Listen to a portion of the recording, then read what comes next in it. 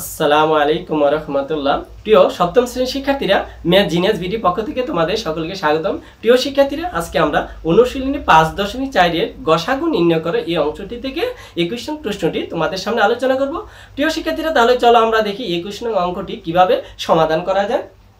প্রিয় শিক্ষার্থীরা, আমরা যদি অঙ্কটির দিকে লক্ষ্য করি, এখানে আমরা দেখতে পাচ্ছি এখানে দুটি রাশি রয়েছে। প্রথম রাশিটি হলো a স্কয়ার প্লাস ab, দ্বিতীয়টি হলো a স্কয়ার মানে b স্কয়ার। তাহলে আমরা গসাগু নির্ণয় করতে হলে আমাদের সর্বপ্রথমে রাশি দুটিকে উৎপাদক বিশ্লেষণ করে নিতে হবে। প্রিয় শিক্ষার্থীরা, তাহলে আমরা দেখি রাশি দুটিকে কিভাবে উৎপাদক বিশ্লেষণ করা যায়। আমরা রাশি দুটি ভেঙে নিব। আমরা লিখব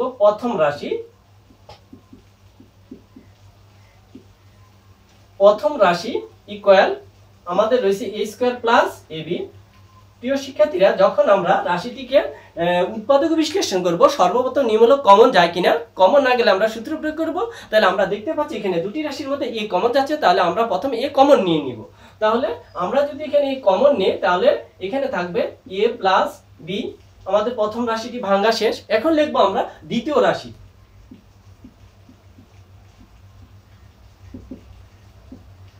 দ্বিতীয় রাশি আমাদের রয়েছে যে a square minus b square. প্রিয় শিক্ষার্থীরা, আমরা জানি এখানে একটি সূত্র পড়েছে সরাসরি a স্কয়ার মানে b স্কয়ারের সূত্র হচ্ছে a plus b into a মানে যদি আমরা সূত্রটি দিয়ে দিব a plus b into a minus b।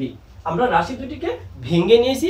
এখন যেহেতু আমাদের বলছে গসাগু নির্ণয় করো, আমরা জানি গসাগু হচ্ছে দুই বা ততোধিক রাশির মধ্যে সাধারণ গুণনীয়ক। তাহলে আমরা দেখতে পাচ্ছি এখানে সাধারণ গুণনীয়ক যেটা কমন যাবে, এখানে রয়েছে a প্লাস b, এখানে রয়েছে a প্লাস b। প্রিয় শিক্ষার্থীরা, তাহলে আমরা লিখব যে অতএব নির্ণয় গসাগু। অতএব নির্ণয় গসাগু গসাগু ইকুয়াল আমাদের দুটো রাশির মধ্যে সাধারণ গুণনীয়ক হচ্ছে a প্লাস b, আর এটাই হবে অ্যান্সার। প্রিয় শিক্ষার্থীরা, আশা করছি তোমরা এই 21 নং প্রশ্নটি বুঝতে পেরেছো। তাহলে প্রিয় শিক্ষার্থীরা, তাহলে আজকে এখানে আমাদের বিদায় নিতে হচ্ছে। তোমরা সবাই ভালো থাকবে। আসসালামু আলাইকুম ওয়া রাহমাতুল্লাহ।